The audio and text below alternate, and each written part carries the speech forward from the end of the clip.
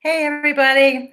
It's the juniors that are left now. We've already said goodbye to the seniors, and the juniors are here and they're sticking with it. They've got 2 extra days of classes, um, more than the seniors do, which is kind of rough. And I've got to tell you, just thank you, first off, for sticking with school, sticking with my class, sticking with the work that you had to do for this online learning or distance learning, however we want to call it.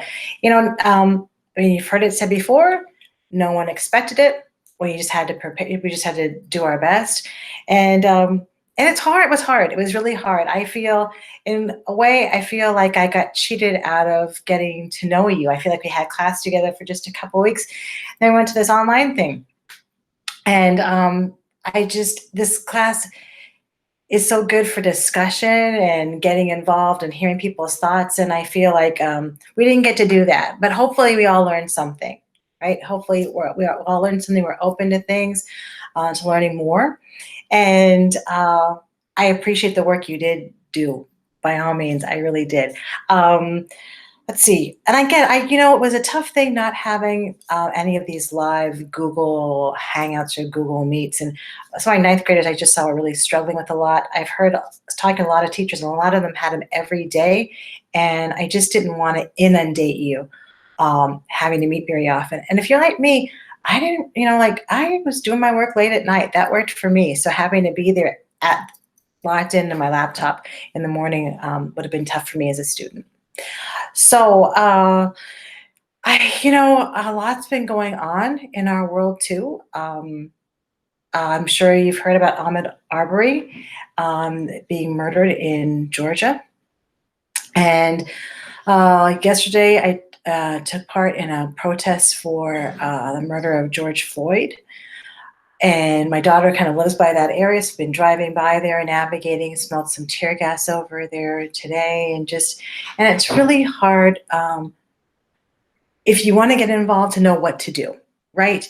And I would say, if you're a white person, try to be an ally, and often that means listen to the people who are experiencing the racism, listen to people of color. Okay, let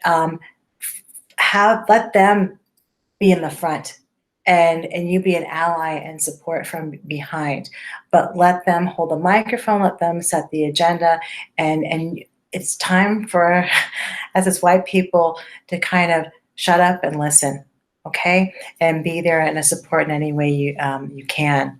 One way I'm thinking of being supportive is trying to figure out how to be a medic in these situations and help people if they've been shot with tear gas or rubber bullets or things like that. So just something I'm working on. And again, maybe this is something that isn't on your top list of interest, you do you, okay?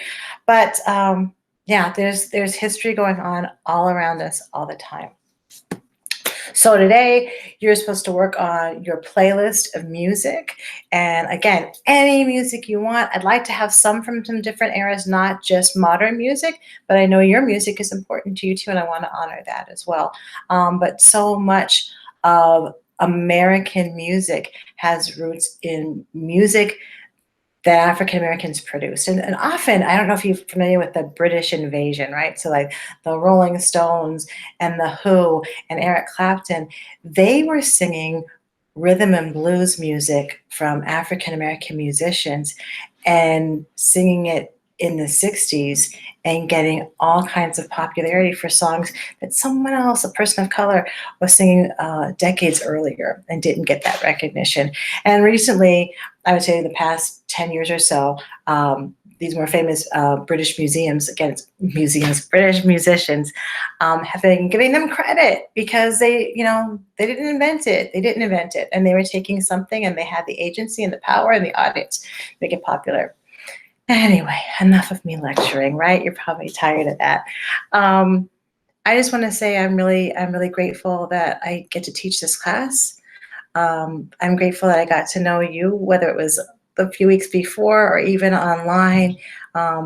There's something kind of interesting online though in these exit tickets because everyone has to participate and give their opinion or say their words. Where in class, if I could say, hey, what do you think? Maybe one or two people might raise their hand. So I'm learning that this actually is a way for people who want to sit back and process, take their time to put things down, or maybe too shy to speak up in class or too worried about what other people think. So that's been it's been nice getting to know you that way too. So next year I'm teaching African American history third try, econ second try, and women's studies first try. I will still be in the same room. I would love it if you'd come by and say hello and tell me what you're doing, what you're reading, what you're interested in, what music you're listening to, what's making you happy, what's making you worried, whatever. I would just love to talk with you some more. So I guess that's it for now. Again, thank you for being a part of my class. It's funny, you know, the first day of classes with a teacher, you get all these new students. You're like, how am I going to remember their name? Ugh. And then at the end of the trial, like, oh, I'm never going to forget them. And that's the truth. So I know your names and I will remember you. And I hope you come by and just share some of your stories with me. Okay. Have a relaxing summer. May not be the summer you planned, but at least enjoy sleeping in and having some time off. Okay. I'm proud to be your teacher. Thanks for joining me on this journey. Bye.